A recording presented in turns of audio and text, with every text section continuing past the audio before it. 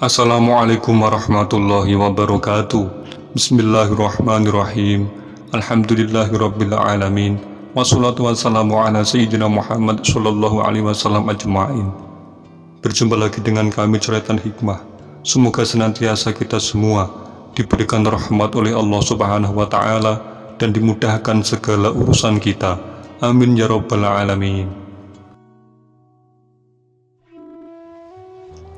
Ada kisah menarik yang akan kita bahas bersama.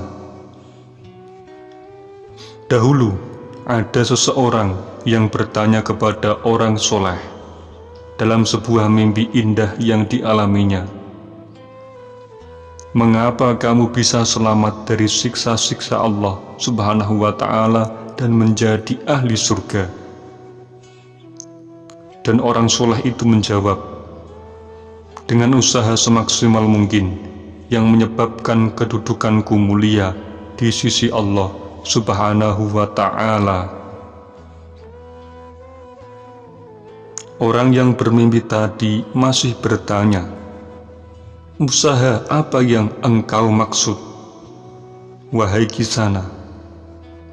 Dan orang soleh itu menjawab, karena selagi aku masih hidup di dunia, aku suka menangis karena takut kepada Allah dan sering minta ampun, membaca istighfar kepadanya atas segala macam dosa yang pernah aku lakukan. Dan ada kisah yang menarik yang lainnya. Ketika Imam A'mas sedang pergi ke masjid pada suatu malam untuk mengerjakan sholat, berzikir, berdoa, dan membaca kitab suci Al-Quran, tiba-tiba datang seorang bertubuh kekar mencegatnya di tengah perjalanan. Dan Imam A'mas bertanya serta merasa heran, siapa sebenarnya kamu? Lalu orang yang bertubuh kekar itu menjawab, aku adalah jin mukmin. Lalu perlumu apa mencegatku? Tanya Imam A'mas.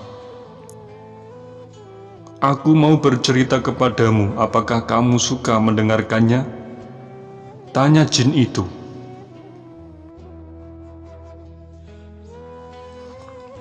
Lalu kemudian jin mukmin itu bercerita panjang lebar. Aku pernah berdialog dengan jin kafir bahwa kedua sahabat Nabi tersebut telah berbuat zalim. Lalu Imam A'mas bertanya, berbuat zalim yang bagaimana? Ya, karena mereka berdua merampas hak Sayyidina Ali. Jawab jin itu. Dari semua ceritamu kemudian maksudmu apa? Tanya Imam A'mas. Aku akan bertemu langsung dengan iblis. Jawab jin itu. Singkat cerita, dalam pertemuan itu, iblis mengungkapkan suatu kisah yang sangat menarik.